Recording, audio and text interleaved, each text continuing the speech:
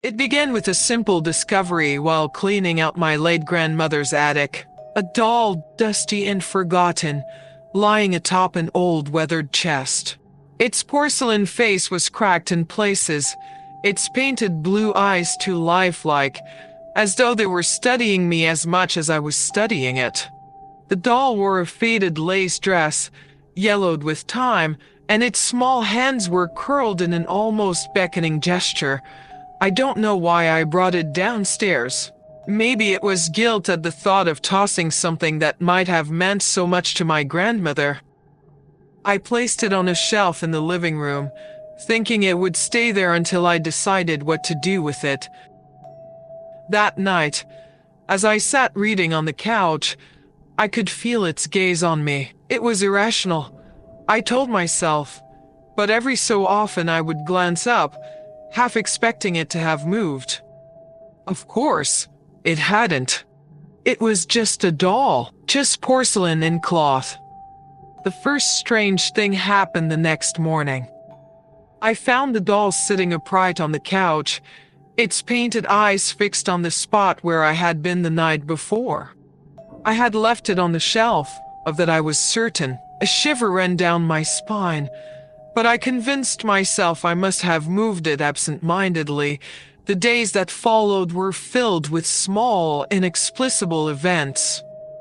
Doors that I knew I had closed were left ajar. Lights flickered without cause. And the doll, always the doll, seemed to change ever so slightly. Its smile grew sharper, its eyes darker. I stopped looking at it directly, unable to shake the feeling that it was watching me, waiting for something. I decided to get rid of it. I drove to the edge of town and tossed it into a dumpster behind an old, abandoned building. Relieved, I returned home, thinking the nightmare was over. But it wasn't. That evening, the doll was back on the shelf, its cracked face tilted as though mocking my attempt to be rid of it.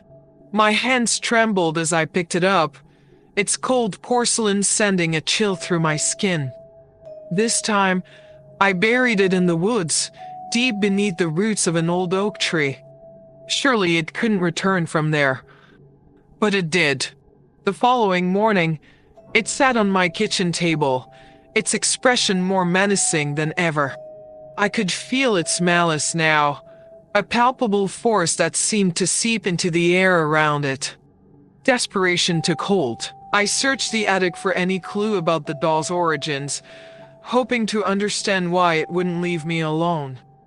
In an old shoebox, tucked away in a corner, I found a photograph of my grandmother as a young girl, holding the very same doll. Her face was solemn, her eyes filled with an emotion I couldn't quite place. Fear, perhaps, or sorrow. Beneath the photo was a letter, written in my grandmother's shaky handwriting. "To whoever finds this," it began. "the doll belonged to my sister Eleanor. She died when we were children, and the doll was buried with her, but it came back. It always comes back. I begged my parents to destroy it, but they wouldn't listen. They said it was all in my head. When they passed, I tried to get rid of it myself, but no matter what I did, it returned. I've kept it locked away all these years, hoping to contain it, but if you're reading this, it means I've failed. I'm so sorry." The letter ended there. The words smudged as though by tears. My stomach turned as I realized the truth. I had unleashed something my grandmother had spent her life trying to contain. That night, I awoke to the sound of soft, childlike laughter echoing through the house. The doll was no longer on the shelf. I found it sitting at the foot of my bed, its head tilted, its painted lips twisted into a grin that seemed almost alive. I don't know how much longer I can endure this. The doll won't let me sleep. It moves closer each time I close my eyes. And the laughter, it's louder now, more insistent. I've tried to destroy it, but fire, hammers, knives, nothing works. It always comes back unscathed, I can feel it watching me as I write this. Its gaze burning into my back. I don't know what it wants, but I'm afraid to find out. All I know is that it won't stop. Not until it gets what it's been waiting for.